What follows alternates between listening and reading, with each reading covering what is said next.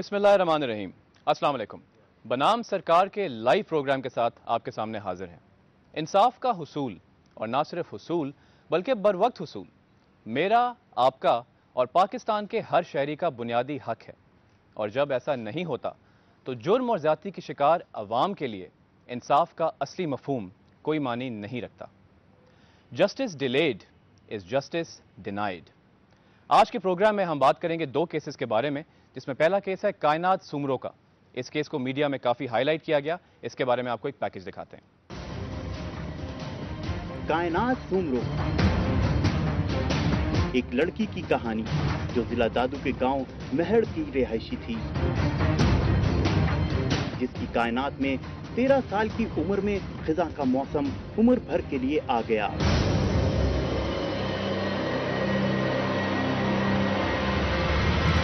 कायनात सुमरो 10 जनवरी 2007 को घर से निकली मगर घर वापस न पहुंच सकी। कायनात के मुताबिक उसको 4 अफराद कलीमुल्ला, रोशन, शाबान शेख और एहसन इलियास रूमी ने अगवा करके ज्यादती का निशाना बनाया। 19 जनवरी 2007 को कायनात सुमरो ने इनके खिलाफ FIR दर्ज कराई। ये केस डिस्ट्रिक्ट कोर्ट में पेश हुआ।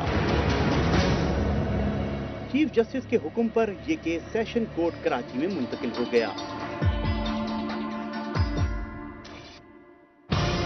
6 मई 2010 को अदालत ने मुकम्मल सबूत और शवाहिद ना होने की बिना पर मुल्जिमान को बेगुनाह साबित करके बरी कर दिया।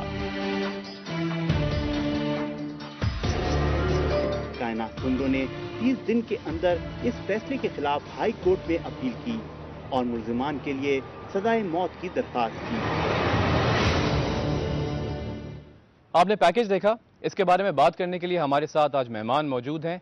कायनात सुमरो बजाते खुद हमारे साथ मौजूद हैं। उनके साथ तशरीफ रखते हैं सारिम बरनी, जो अंसार बरनी वेलफेयर ट्रस्ट के वाइस चेयरमैन हैं। सारिम बरनी के साथ तशरीफ रखते हैं मुजफ्फर हुसैन साहब, जिनकी बेटी के साथ बहुत अफसोसनाक वाकया पेश आया और ये कई सालों से अदालत का दरवाजा खटखटा रहे हैं इंसाफ की तलाश में। मुजफ्फर साहब के साथ तशरीफ रखते हैं महमूदुल हसन साहब, जो कि मेंबर हैं सिंध बार काउंसिल के। आप सबका बहुत बहुत शुक्रिया प्रोग्राम में आने का। हम बात शुरू करेंगे कायनात सुमरो से। कायनात, आप काफ़ी अरसे से इंसाफ के लिए लड़ रही हैं और आपने इसके लिए बहुत दुश्वारियां भी काटी। अपनी ज़बान में बताएं, आपके साथ क्या वाकया पेश आया? अस्सलाम वालेकुम। मैं 2000 जनवरी की 10 तारीख थी, 2007 था, बुध का दिन था। मैं 8वीं जमात की शागिर्द थी। मैं पढ़ने गई थी स्कूल, तो भाभी ने कहा वापसी पर सामान लाना। मेरी भतीजी पैदा हुई थी, तो उसके लिए रेशम गली में सामान लेने। आपकी बहन की बेटी पैदा हुई, आप उसके लिए तोहफे ताइफ लेने के लिए गई थी बाजार में? तो दुकान पर गई, 3 लोग खड़े थे। शोबान शेख, एहसान थे वो, रोशन थे वो। उन शोबान शेख ने मुझे नशा दिया। ठीक, शबान शेख आप कहती हैं उसने आपके लिए आपको नशा दिया, कोई आपके मुंह पे कोई कपड़ा ला के रख दिया और आप बेहोश हो गई? यही खबरें आपने यही बयान पहले भी दिए हैं मीडिया के अंदर। उसके बाद आप कहती हैं कि आपको 4 दिन तक होश नहीं थी, आपके साथ ज्यादती की गई? जी, मेरे साथ ज्यादती की गई। जब भी मुझे होश आता था, मैं पूछती थी तो वो लोग मुझे डराते थे, धमकियां देते थे, हथियार दिखाते थे। ठीक, तो वहाँ से फरार कैसे हुई आप? वहाँ से मुझे यहाँ कोटरी टीबी हॉस्पिटल क्वार्टर में ले गए थे। वहाँ पर मुझे जब होश आया, मैं इन लोगों के मुझे होश आया तो मेरी तबीयत खराब थी, तो मैंने देखा ये लोग नहीं थे वहाँ पर, तो मैं वहाँ से भागी। मेरी हालत बहुत खराब थी। अच्छा, वहाँ से भाग के आप घर पहुँची? वहाँ से भागी तो मुझे पता नहीं चल रहा था मैं कहाँ जाऊँ कहाँ नहीं। फिर देखा बस वाले को, मैंने लाकर। ये वाकया 10 जनवरी को पेश आया? 10 जनवरी 2007 का वाकया है? अच्छा, उसके बाद आपने पुलिस में रिपोर्ट कराई? जी, पुलिस में मेरे घर वाले बहुत परेशान थे। मेरे अब्बू, मेरे घर वाले सारे गए थे पुलिस थाने पर, लेकिन उन लोगों ने दर्ज नहीं की थी रिपोर्ट। जब मैं वहाँ से वापस आई तो मैं खुद थाने पर मुझे ले गए थे घर वाले, तब भी नहीं थी, तब भी नहीं दर्ज किया। अच्छा, 10 जनवरी को आपके साथ ये वाकया पेश आया, 4 दिन आप अपने जिन लोगों जाती की आप उनके साथ उनकी गिरफ्त में थी। उसके बाद आप कहती हैं कि 4 दिन के बाद आप पुलिस के पास गए, पुलिस ने आपकी रिपोर्ट नहीं दर्ज कराई। 9 दिन के बाद पुलिस ने FIR, जब हमने 19 जनवरी को जो हमारे पास रिपोर्ट्स आई हैं, 19 जनवरी को आपकी FIR दर्ज कराई। जी, जब हमने चीफ जस्टिस साहब को वहाँ दरखास्त दी है इस्लामाबाद में, तभी हमारी FIR दर्ज हुई। तभी उसके बाद FIR दर्ज हो गई। उसके बाद जवाबदार गिरफ्तार नहीं हो रहे थे। फिर हम नानकाना में गए, वहाँ पर प्रेस क्लब पर बैठे, भूख हड़ताल की, तब भी नहीं। फिर यहाँ कराची आए, 54 दिन हम प्रेस क्लब। कराची कब आए आप? हम 13 फरवरी को आए थे। 13 फरवरी को। जी। अगले साल 2007 के बाद जो 2008 में आप कराची आए? 2007 उसी साल आप उसी उसी एक साल महीने में। के बाद आप कराची आ गए। जी। अच्छा, ये बताएं, ये कराची आने का सारा सफर जो था, आपने चीफ जस्टिस को अपील की, उन्होंने जी। आपका केस दादू डिस्ट्रिक्ट से कराची जी। साउथ के अंदर ट्रांसफर कर दिया, सेशन कोर्ट के जी। अंदर, ऐसा ही हुआ था? जी, एक प्रोग्राम था, फिर मैं उस प्रोग्राम में गई थी। चीफ जस्टिस सभी दिन अमन सिंध हाई कोर्ट का आया था चीफ जस्टिस, तो मैंने उसको अपील की थी कि हम वहाँ नहीं जा सकते। उन लोगों को पुलिस पे वहाँ मिली हुई थी, जवाबदारों के साथ वडेरे मिले हुए थे सारे लोग। वो कहते थे कि इसको हम मारेंगे, इसको इसके खानदान को मारेंगे, वापस आ जाओ आप लोगों को। अच्छा, सारिम बनी साहब, मैं आपसे यहाँ पे सवाल करूंगा कि कायनात सुमरो का केस इससे पहले भी मीडिया में काफ़ी हाईलाइट किया गया है, इन्होंने काफ़ी दफ़ा अपील भी की।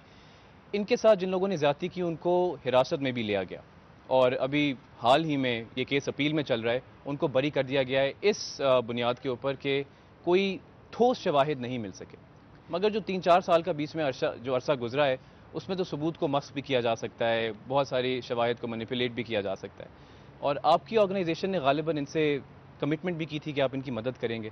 तो आप इसको किस तरह देखते हैं? क्या आप इनकी मदद करने में कामयाब हुए? जो अभी सूरत हाल है उसमें आप लोगों की क्या कॉन्ट्रीब्यूशन? देखिए, एक कायनात सुमरो नहीं, जितने भी केसेस होते हैं इस तरीके से, अगर इनके पास ऐसे जो है सिस्टम हो कि ये अपने शवाहिद जमा कर सकें या पुलिस का इतना पेट भर सकें कि वो शवाहिद वहीं के वहीं रह जाएं, तो मेरा ख्याल है कि इस हद तक प्रॉब्लम नहीं आएगी। हम लोग उठ करके अदालतों पे या किसी पे तो हम कह देते हैं कि छोड़ दिया अदालत ने, बेशक अदालत ही छोड़ेगी, वो अख्तियारी अदालत को दिया है, लेकिन आप अदालत तक के वो चीज़ें पहुँचाते हैं, प्रूफ पहुँचाते हैं या नहीं पहुँचाते। जब आप प्रूफ नहीं पहुँचाएंगे तो अदालत की निगाह में वो बेगुनाह हो जाएगा। पहुंचाने का जो वाया मीडिया, वो तो पुलिस है ना। देखिए, तो मतलब मीडिया पे पहली एफआईआर तो थाने में दर्ज कराई जाती है, पुलिस का सारा काम है। असल में अगर इन जितने भी केसेस में कसूरवार होती है, पुलिस कसूरवार होती है। आज अगर मीडिया बिठा करके किसी को भी यहाँ कोई बयान करवा दे तो उसका मकसद ये नहीं कि वो सब कुछ सच है और उनको जाकर के कल जो है फांसी पे चढ़ा दिया जाएगा। मीडिया पे लाने का मकसद ये होता है कि हमारे इल्म में ऐसा केस आया और उसकी फिर इन्वेस्टिगेशन पुलिस को करनी चाहिए, उस पर जो है कार्रवाई होनी चाहिए। महमूद साहब, यहाँ पे मैं आपसे सवाल करूंगा कि जिस तरह कायनात बताती हैं कि पुलिस ने पहले तो रिफ्यूज़ कर दिया केस दर्ज करने से, उन्होंने कहा कि ये लोग बड़े इन्फ्लुएंशियल हैं, बड़े कनेक्टेड हैं, और काफ़ी मेहनत के बाद, बड़ी कोशिशों के बाद उन्होंने पहले एफआईआर दर्ज की, और फिर चीफ जस्टिस को इन्होंने अपील की, तब जाके ये केस कराची ट्रांसफ़र हुआ सेशन कोर्ट के अंदर। और उसके बावजूद एक तो जो दिफा वाले हैं उनका भी अपना मौक़िफ़ है, जिनको अक्यूज़ किया गया है कि उनके साथ वो तो ज़ाहिर डिनाई करते हैं, मगर आप इसको कैसे देखते हैं कि जो पुलिस का एक बीच में वाया मीडिया है, पुलिस ज़ाहिर है, ये आम तासुर लोगों में यही पाया जाता है कि पुलिस को कुछ खिलाओ पिलाओ, उनका पेट भरो, और कुछ लोग तो डर के मारे पुलिस के पास जाते ही नहीं है रिपोर्ट कराने के लिए। तो उसमें आप क्या देखते हैं कि इसका क्या हल होना चाहिए, क्यों हो रहा है ऐसा? जो मेरा 28-29 साल तजुर्बा है, ये जड़ ही पुलिस ही वो जड़ है जो अपने केस को ख़राब करती है। जो फिट केस भी होता है वो उसको इतना मस्त कर देती है, और फिर उस केस में डाउट क्रिएट होने लगते हैं। और फौजदारी केस के अंदर जो है कि एक माइनर डाउट है, सिंगल डाउट है, doubt goes to the accused, उसका बेनिफिट जो है, बेनिफिट ऑफ डाउट जो है वो मुल्जिम को मिलेगा, मुद्दई को नहीं मिलेगा। हमारे यहाँ जो पुलिस का सिस्टम है, हम सारी जो है वो हम कहते हैं कि जी अदालत ने छोड़ दिया।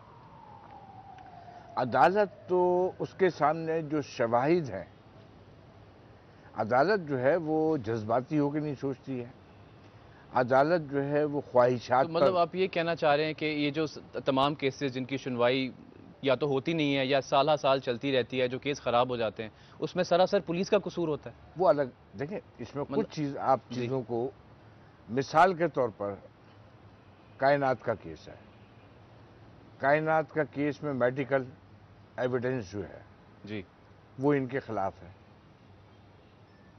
जो मुल्जिमान को फेवर कर रही है। ठीक, निकाहनामा वो इस्टेब्लिश हुआ है, वो इसका एक अलग एस्पेक्ट है, वो भी हम उसके बारे में भी बात करेंगे। अच्छा, उसमें भी मैं आपको बताऊं कि चूंकि कराची में केस चल रहा था, मैं उस वक्त सदर भी था, और एक काफ़ी अच्छा, ये केस आपकी ज़ेरे निगरानी इसकी सुनवाई होती रही है? किसके? कायनात सुमरो के केस की। किसकी ज़ेरे निगरानी? आपकी ज़ेरे निगरानी इसकी? नो, हम देखें, हम भी इंसान हैं जी, और अगर कहीं ज्यादती होती है तो हमारी कोशिश होती है कि किसी के साथ ज्यादती ना हो। सर, हम इसके बारे में थोड़ी सी और बात करेंगे। ब्रेक का वक्त हुआ है, ब्रेक लेते हैं, फिर महमूद साहब से दोबारा बात करेंगे।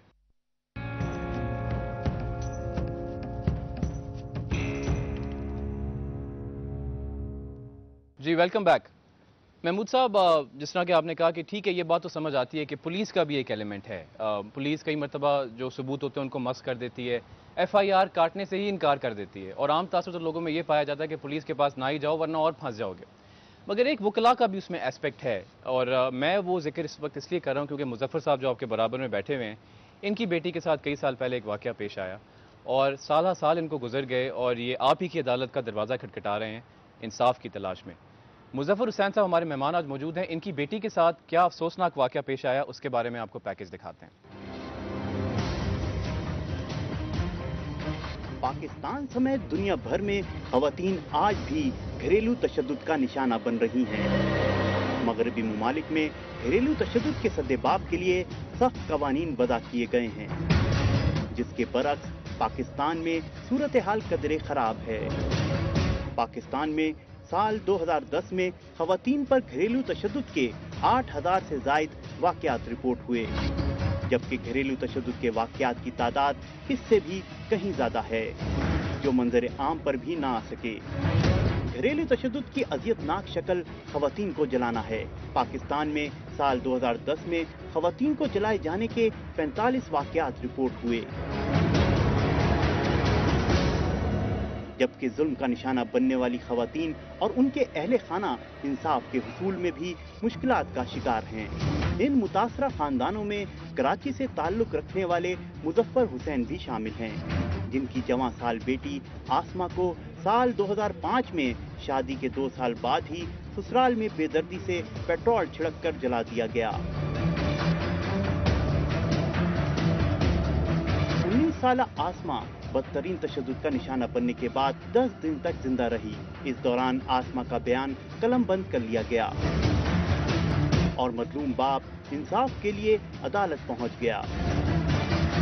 आखिरकार 3 साल बाद आसमा के कत्ल के मुल्जिमान उसके जेठ मौलवी बख्त अली और आसमा की सास आमना बेगम को 25-25 साल कैद की सजा हुई, लेकिन 1 महीने 10 दिन बाद ही मुल्जिमान ने अपील दाखिल की और जमानत पर रहा हो गए, और आसमा का मजलूम बाप आज भी अपनी जवां साल बेटी के कातलों के कैफरे किरदार तक पहुंचने का मुंतजिर है। ये थी आसमा की अफसोसनाक और दिल हिला देने वाली कहानी। आसमा के वालिद साहब आज हमारे साथ मौजूद हैं, उनसे पूछते हैं उनके ऊपर क्या गुजरी। मुजफ्फर साहब जी सर, आपकी बेटी के साथ क्या वाक़या पेश आया? बिस्मिल्लाहिर्रहमानिर्रहीम। जब से शादी हुई, जब से उन्होंने ज़्यादती और जुल्म शुरू कर दिए। बेटी की शादी किस सन में हुई थी? सन 2000। सन 2000 में। जी। क्या उम्र थी आपकी बेटी की उस वक्त? 19 या 20 साल होगी। और ये वाक़या कब पेश आया? शादी के 2 साल के बाद में जल गई। आपने जो बयान पहले भी दिया हमारे प्रोग्राम पे, आप पहले भी आ चुके हैं, शादी के कुछ अरसे के बाद आपकी बेटी को जलाने की कोशिश की गई थी किसी घरेलू मसले के ऊपर, और फिर वो 8 महीने आपके पास घर में रही। हमारे यहाँ रही, हमने इलाज माजरा कराया जी, और फिर आपने उसको वापस भेज दिया? वापस हमने भेज दिया, इसलिए कि हमें दूसरी बच्चियों की भी शादी करना थी। इस पे हमारे ऊपर गलत असर पड़ गया था बच्चियों का, इसलिए मजबूरी थी। फिर हमारे अजीज़ों ने भी हमें मजबूर किया। ये हमारे माशरे का भी तो एक मसला है ना, कि माशरे सिर्फ अपने रख रखाव के लिए, सिर्फ इसलिए कि लोग बातें ना करें, मोहल्ले वाले क्या कहेंगे, रिश्तेदार क्या कहेंगे, उसके डर में आपने अपनी बच्ची को वापस उसी घर में भेज दिया। उसको मद्देनजर रखना पड़ता है सर, उसको मद्देनजर। अभी भी आप ये समझते हैं कि उसको मद्देनजर रखना पड़ता है? बस अब क्या है, अब तो सब्र कर रहे हैं और इंसाफ का इंतजार। आपकी और भी तो बच्चियां, आपकी तरह के और भी बहुत सारे बाप हैं बच्चियों के। मतलब मगर आपने इस तरह बताया कि आपके जो आपकी बेटी का जो बहनोई था, यानी आपके दामाद का बड़ा भाई जी, वो अपने घर पे बच्चों को पढ़ाता था, वो इमाम है मस्जिद का? मस्जिद का इमाम है, वक्त अली नाम है। वक्त अली नाम है उसका। उसके घर पे जो बच्चे पढ़ने आते थे उसमें से बच्चियां आती थी, बड़ी बड़ी बच्चियां आती थी, उससे कुछ उनका, उसमें मेरी बच्ची ने इस पे एतराज किया। उसने उन बच्चियों के साथ ज्यादती करने की कोशिश की? आपकी बेटी ने एतराज किया? बहुत ज्यादा एतराज किया। मुझे बुलाया, मुझे बताया, जलने से 4 दिन पहले मुझे बुलाया था, मैं मिल के आया और मैं समझा बुझा के आ गया। उसने अपनी सास को भी शिकायत की? यानी जो आपकी समधन थी उनको भी शिकायत की? हमने कोई बताया उन्हें। और शिकायत का उसका नतीजा क्या निकला? ये नतीजा निकला कि 4 दिन हुए थे मुझे आए हुए, जिंदा जला दिया। वक्त अली ने मिट्टी का तेल डाला, आमना ने माचिस दिखाई, कमरे में बंद करके, 3 माह की बच्ची थी उसके पास, मेरी बच्ची का ने, वो आमना ने छीन दी। अंदर देख के कमरे में ढकेल के बाहर से दरवाजा बंद कर दिया। और आपकी बच्ची ने मरते वक्त डाइंग स्टेटमेंट दिया जी कि उसकी सास ने और उसके बहनोई ने उसको जलाया और वो उसकी इस हालत के जिम्मेदार हैं। बहनोई नहीं, जेठ हुआ। अच्छा, जेठ हुआ, ठीक है, शौहर का बड़ा भाई, वो जेठ हुआ। जी चले, शौहर का बड़ा भाई, उन दोनों ने मिलकर जलाया। जी, उनको सजा भी हुई, 25-25 साल कैद की सजा हुई, 50-50 हजार रुपए जुर्माना। सही। उसके बाद में 1 महीना 12 दिन में जमानतें हो गई हाई कोर्ट से। ये केस गालिबन 3 साल तक चलता रहा पहले सजा होने से पहले, और 3 साल की अदालती कार्रवाई के बाद आपका जो दामाद था उसके बड़े भाई को और आपकी जो समदन थी यानी कि आपकी बेटी की सास जो थी, उन दोनों को 25-25 साल कैद की सजा हुई जुर्माने समेत। सारिम साहब, मैं आपसे बात करूंगा अब। एक अंदाजे के मुताबिक सिर्फ 2010 में 8000 औरतों को पाकिस्तान में डोमेस्टिक वायलेंस का निशाना बनाया गया, जिसमें ज़्यादातर जो इंसिडेंट्स थे वो बर्न विक्टिम्स थे जिनको जलाया गया, और बहुत सारे तो ऐसे भी जो मंजर आम पे नहीं आए होंगे। तो ये हमारे मुल्क में, जो कि देखा जाए, कहा जाता है, हम लोग ये बड़े प्राउडली कहते हैं कि पाकिस्तान एक तहजीब याफ्ता मुल्क है, एक तरक्की पजीर मुल्क है, हमारे मुल्क में ये हो रहा है। देखें, मेरा ख्याल है सुनने वालों को अच्छा नहीं लगे, लेकिन हकीकत यह है कि हम सबसे पहले जो मुसलमान के दावेदार बन जाते हैं ना, हमें इन चीज़ों को अपने से बहुत इस वक्त पीछे करने की ज़रूरत है। हमें इस वक्त एक अच्छा इंसान बनने की ज़रूरत है, और जब आप एक अच्छा इंसान बन जाएंगे तो आप जिस मज़हब, जिस फ़िरके, जिस ज़बान से भी होंगे, वो ख़ुद ब खुद उसकी तारीफ़ बन जाएगा। वो हम कहते हैं पहले मुसलमान बन जाओ। मुसलमान कैसे बनेगा? मुसलमान तो वो है जो इंसान है। जो इंसान नहीं बन पाएगा वो मुसलमान कैसे बनेगा? जब बच्चा पैदा होता है तो उसके कान में अजान दी जाती है, उसको लिए कहा जाता है कि जी पहली आवाज़ अल्लाह की जानी चाहिए। तो इसका मकसद ये, अल्लाह जो दुनिया में भेजता है वो एक इंसान भेजता है। सारिम साहब ने बहुत अच्छी बात की कि पहले इंसान बनो, अगर अच्छे इंसान बनोगे तो ऑटोमेटिकली अच्छे मुसलमान भी बन जाओगे। चीज़ की आपकी जो शायद ये भी एक बहुत इंपॉर्टेंट मैसेज है, अच्छे इंसान बनो। अगर अच्छे इंसान बनोगे तो अपना मजहब इस्लाम खुद ब खुद फॉलो करने लग जाओगे। ब्रेक लेते हैं, ब्रेक के बाद वापस आएंगे।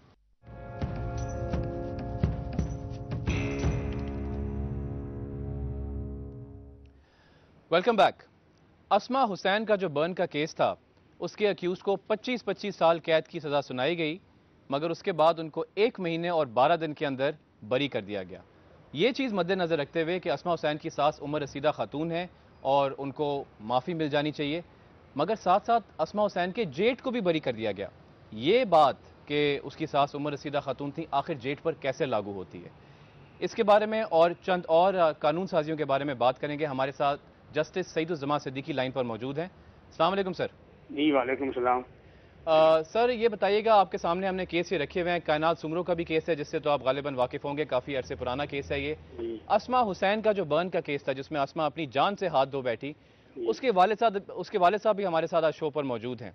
वो भी बार बार उनके मुताबिक वो अदालत का दरवाज़ा खटखटा के थक गए हैं। इतने साल गुजर गए, जिन लोगों ने उनके साथ ज्यादती की उनको सज़ा नहीं दी गई, सज़ा सुनाने के बाद भी उनको बरी कर दिया गया। और ये बात जो समझ में नहीं आती, हर बंदा यही सवाल करेगा कि आखिर उनके जेठ पर यह बात कैसे लागू होती है। इसके बारे में हमको बताइए, आखिर ये क्या माजरा है? देखिए, ये तो पता नहीं, हमने जजमेंट जब तक देखूं नहीं उस पर किस ग्राउंड के ऊपर उनको छोड़ा है। जब एक दफा सजा हो जाती है तो फिर उसको छोड़ने का सवाल नहीं पैदा होता। उसकी छोड़ने का तरीकाकार ये हो सकता है कि अपील में जाए आदमी, और अपील में अगर वो छोड़ना चाहे तो अपीलेट कोर्ट छोड़ सकता है। जिस कोर्ट ने सजा दी है वो तो खुद नहीं छोड़ सकता। अच्छा, जब एक दफा सईद साहब, हमने लीगल एक्सपर्ट से भी बात की इसके बारे में, उन्होंने भी यही कहा कि जो डाइंग विटनेस का केस होता है, जो डाइंग विटनेस की स्टेटमेंट होती है, उसकी बड़ी वैल्यू होती है, क्योंकि आमतौर पर यही तस्वुर किया जाता है कि मरता हुआ शख्स झूठ नहीं बोलता। जी, डाइंग डिक्लेरेशन, इसीलिए उसकी बड़ी वैल्यू होती है। तो जब इनकी, और एक कनाडा से आया हुआ डॉक्टर था जो कि स्पेशलिस्ट था, उसने इनकी बेटी की स्टेटमेंट सुनी, स्टेटमेंट रिकॉर्ड की, पटेल हॉस्पिटल में वो स्टेटमेंट रिकॉर्ड हुई। उसके बावजूद फिर आज उनके साथ ज्यादती करने वाले, उनकी जान लेने वाले सलाखों से बाहर क्यों हैं?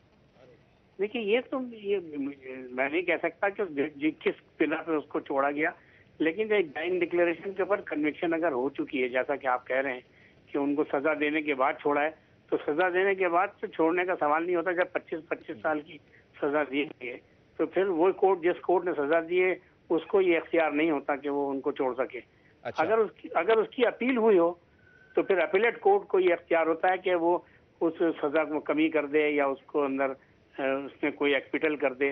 लेकिन वो वाकयात के ऊपर होता है कि यहाँ पे अपीलेट कोर्ट ने उसको सजा को खत्म किया। अच्छा जस्टिस तो साहब, ये आपका इतना लंबा करियर रहा है लॉ के अंदर, जुडिशरी के अंदर, आपका तजुर्बा क्या कहता है कि इस तरह का जो केस है क्या वो ज्यादती नहीं है मुद्दई के साथ?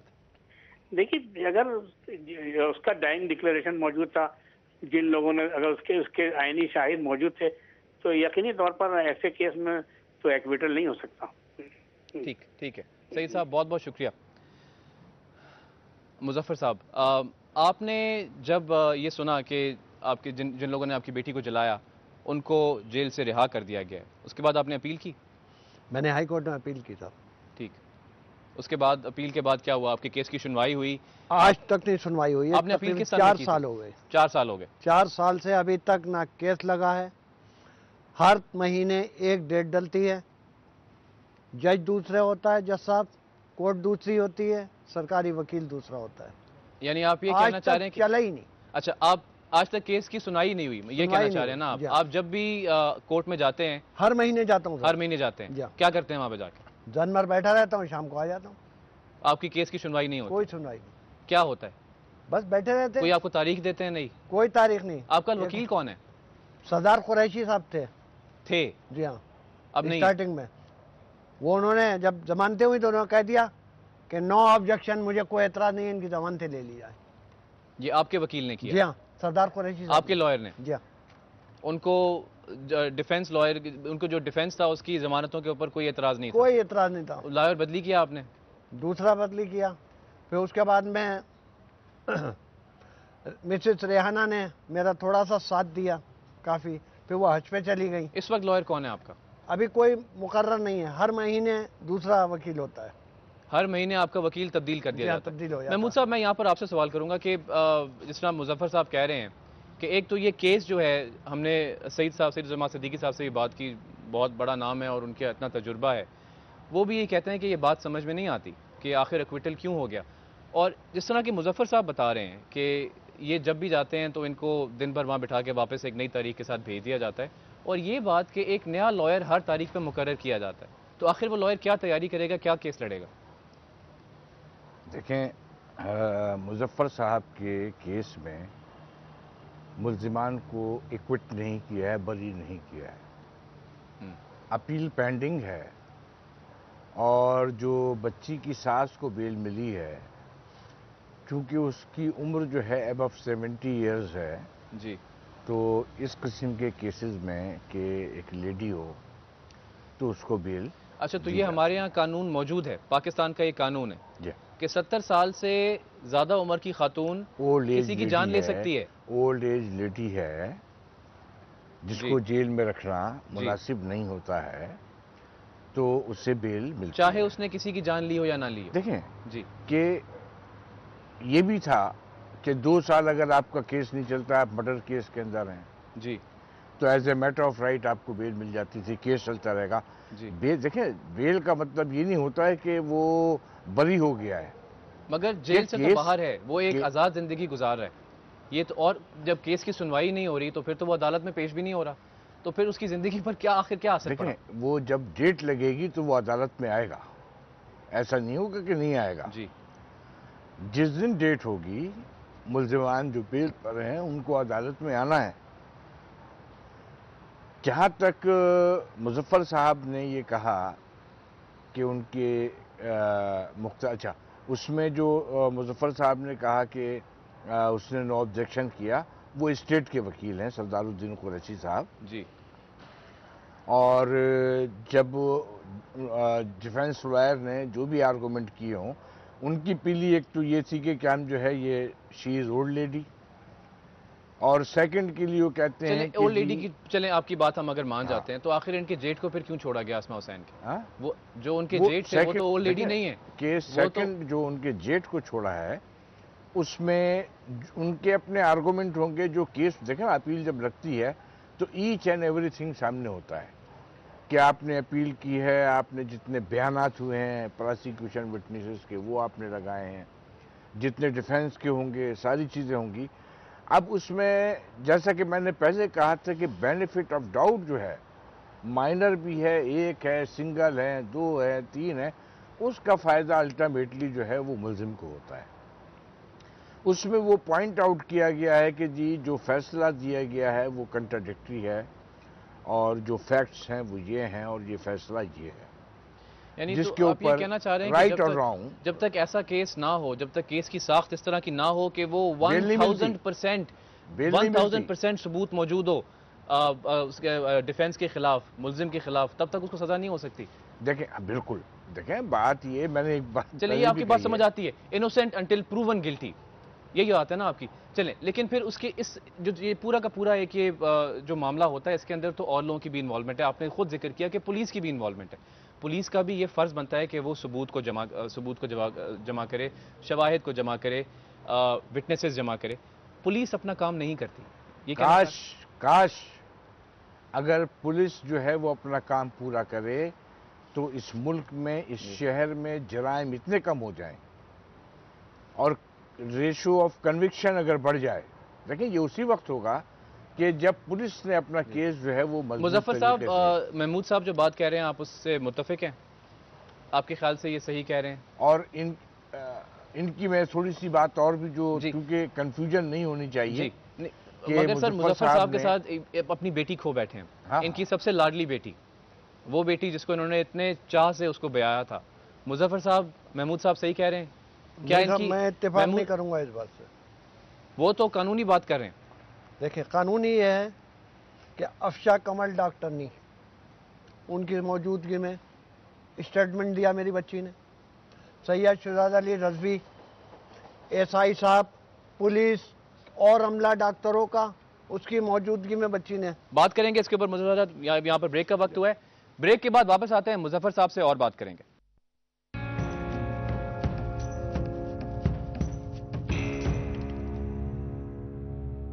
Welcome back.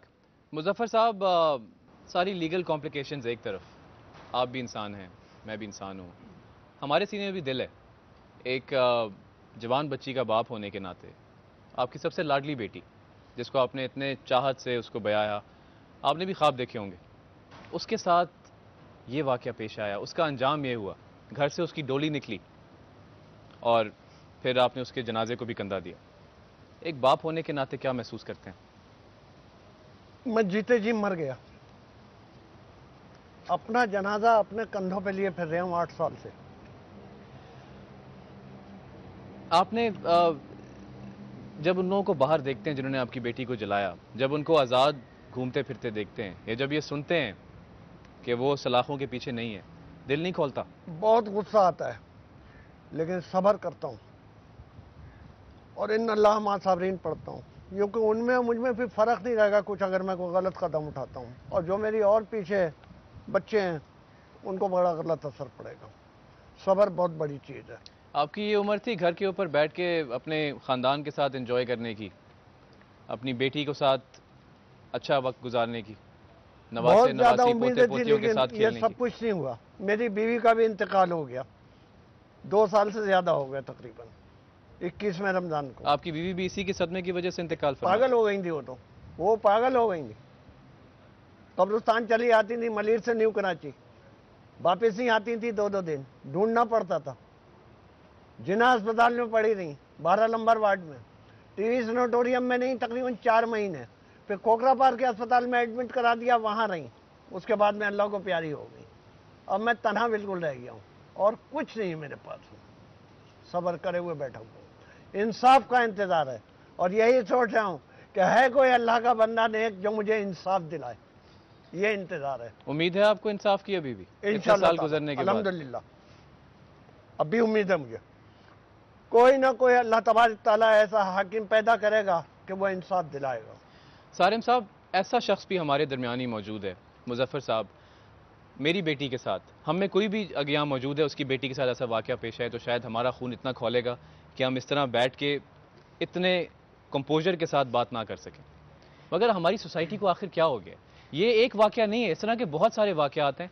वाक़या होना अफसोसनाक बात है, और उस वाक़े के बाद जिसने गलती की, जिसने जुर्म किया, उसको सज़ा ना मिलना, ये तो बेइंतहा अफसोस की बात है। This is decay of society, मतलब हमारे माशरे को क्या हो रहा है। बिल्कुल इरफान साहब, और अगर आप इस बात को यकीन करें, और इत्तेफाक है कि सो तो बच्चा मेरा जिसने ये अल्फाज कहे थे मेरे साथ ही मौजूद है। कल या परसों मेरा ख्याल है टीवी पे देखा था, मैं ऐसे ही चैनल घुमा रहा था, मेरा बेटा साथ था, उसने देखा, मुझसे कहता है बाबा आप इसको मरवा नहीं सकते, उस लड़के को जिसका वो दिखा रहे थे। आपके चैनल पे ही मेरा ख्याल है देखा था कि उसने देखा था। तो ऐसा नहीं है कि हम लोगों के पास दिल नहीं है या हम लोग मदद नहीं करना चाहते। होता यह है जो इस टाइप के लोग हैं जिनके पे गुजरती है, बेचारे बिल्कुल अंधे हो जाते हैं, उनको नहीं पता होता कि ये जो दोस्त बन के आया है ये दोस्त है या दुश्मन है। बिल्कुल, यानी दिल तो खोलता है हम लोग, या तो हम एक बेहिस मुआशरा हैं, और अगर नहीं है तो आखिर क्या वजह है? क्या कानून हमारे लिए, कानून जिसको हमारे लिए, जुडिशरी जिसको हमारे लिए एक मददगार इदारा होना चाहिए, क्या वो हमारे लिए रुकावट है? कायनात, आपके साथ जो वाकया हुआ, आपके भाई को भी इन्हीं लोगों ने मरवा दिया जिन्होंने आपके साथ ज्यादती की थी। जी, पहले हमारे ऊपर 6 FIR दर्ज की, उसमें उस FIR में ATC के कलम भी लगाए। FIR आपके खिलाफ दर्ज करवा दी? नहीं, मेरे नहीं, मेरे बाबा के ऊपर, मेरे 3 भाइयों के ऊपर झूठे इल्जामात में। जी, झूठे इल्जामात में। तो किस किस्म के इल्जामात थे?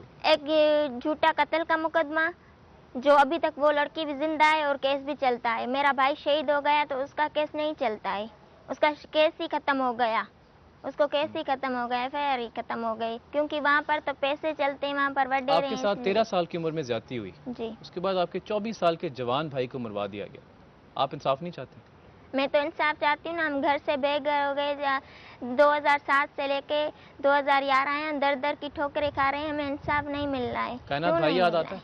भाई क्यों नहीं याद आता? ये हमारा भाई सबसे प्यारा था, ये 2 नंबर का भाई था, ये हमारा बहुत ख्याल करता था। इसको पहले 9 महीने जेल में डाला, 9 महीने अगले साल पूरा जेल में था, फिर इसको हमने रिहा करवाया तो फिर इसको अगवा कर दिया। क्यों? हम मांगे, किससे मांगे इंसाफ? हमारे साथ जुल्म हुआ है, मेरी पढ़ाई बर्बाद हो गई, मेरी बहनों की रिश्ते बर्बाद हो गए, हम जाएं तो कहाँ जाएं, किससे इंसाफ लें? चीफ जस्टिस साहब से अपील करते हैं। उसने मेरे साथ मुलाकात की, उसने कहा मुझे दुआ करो तो मैं बहाल हो जाऊं, मैं इंसाफ दूंगा। मैं वो बहाल हो गया तो मुझे इंसाफ भी नहीं दिया अभी तक। हम जाएं तो जाएं किससे जाएं, किससे इंसाफ? जब लॉयर्स मूवमेंट चली थी तो अवाम ने बड़ा भरपूर उसको सपोर्ट किया था, ठीक है, इसी तरह की अवाम थी, कायनात सुमरो जैसी अवाम, मुजफ्फर साहब जैसी अवाम, और सब लोग लॉयर्स के साथ खड़े हो गए थे। जब वकला मंजर आम पर आए, लोगों ने भरपूर सपोर्ट किया उस मूवमेंट को, और जब वो मूवमेंट कामयाब हुई, बड़ी होप थी कि जब ये मूवमेंट कामयाब हो गई है, वकला ने एक किस्म से, एक तरह से ये साबित कर दिया कि जुडिशरी की अब रूल ऑफ लॉ होगा, अब कानून की बालादस्ती होगी। मगर उस रूल ऑफ लॉ के अंदर इस तरह के 928 रेप केस 2009 में पाकिस्तान में सामने आए। 928 एक साल में रेप केस, और बहुत सारे तो ऐसे भी होंगे जो मंजर आम पर आए ही नहीं। उनके साथ क्यों नहीं इंसाफ होता रूल ऑफ लॉ के अंदर, एक कामयाब लॉयर मूवमेंट के बाद?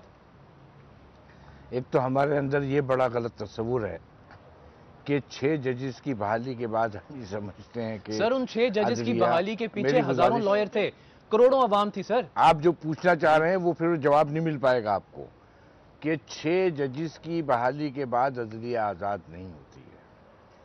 फिर दोम ये कि देखें, मैं उस लॉयर मूवमेंट का हिस्सा हूँ जी, और नहीं तो आप ये कहना चाह रहे हैं कि अदलिया आज़ाद नहीं है? 2007 to 2009 जी, ठीक है।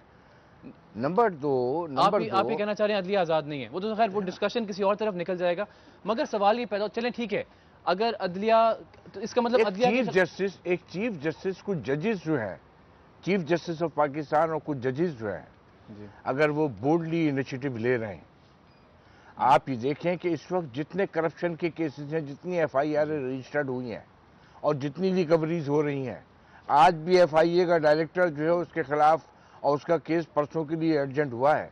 ये वो जुडिशरी है जिसमें चेंज है कि सुप्रीम कोर्ट की हद तक, कि जो कल तक सुप्रीम कोर्ट स्टेट के साथ होती थी, उसका हिस्सा होती थी, आज वो कम से कम जो है इंडिपेंडेंट होकर, और ये चीज़ एक मजिस्ट्रेट तक आनी चाहिए जो अभी तक नहीं आई है जी, सही, कि वो फेजेस जो हैं वो अभी कंप्लीट नहीं हुए हैं। ठीक, कि 62-63 साल वापस आऊंगा। कायनात, अब आपको उम्मीद है कि आपके साथ इंसाफ होगा? मुझे हर वक्त उम्मीद है मेरे साथ इंसाफ होगा, लेकिन उन जवाबदारों ने 9 एप्लीकेशन दी थी जमानत के लिए, उसकी जमानत नहीं हुई।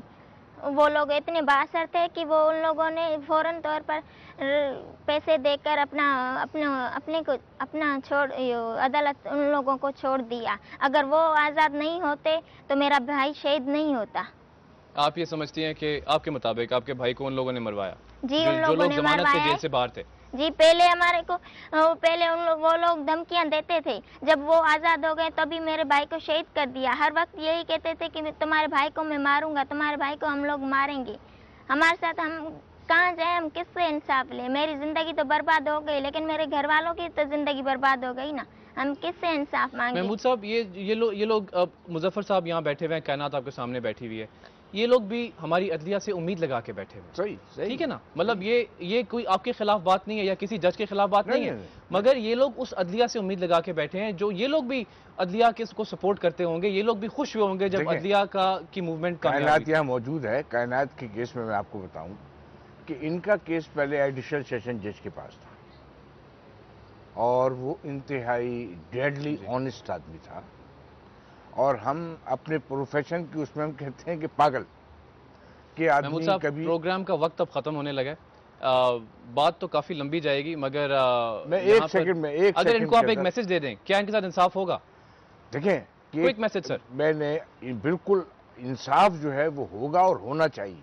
ठीक है महमूद साहब, बहुत बहुत शुक्रिया प्रोग्राम पे आने का। मुजफ्फर साहब, सारिम साहब, बहुत बहुत शुक्रिया। कायनात, बहुत शुक्रिया प्रोग्राम पे। सर, हम हिम्मत नहीं हारेंगे, हम उन लोगों को बिल्कुल आप भी हिम्मत नहीं हारेंगे, और जो आपको सपोर्ट कर रहा है मीडिया और अदलिया, वो भी हिम्मत नहीं हारेगी। जी, हमने बात की कायनात सुमरो से, मुजफ्फर साहब से, हमारे साथ सारिम साहब मौजूद थे, महमूदुल हसन साहब मौजूद थे। बनाम सरकार यही अर्जी है कि हमारी अवाम अदलिया से उम्मीद लगाए बैठी है, कहीं ऐसा ना हो कि ये अवाम सड़कों पर निकल आए और इंसाफ को अपने हाथ में ले ले। अगर ऐसा हो गया तो ये बहुत अफसोसनाक बात होगी, और अल्लाह ना करे कि इस तरह का हौलनाक मुस्तकबिल हमारे मुल्क और हमारी कौम का हो। अगले हफ्ते बनाम सरकार एक नई अर्जी लेकर दोबारा आएंगे। अपना ख्याल रखिएगा।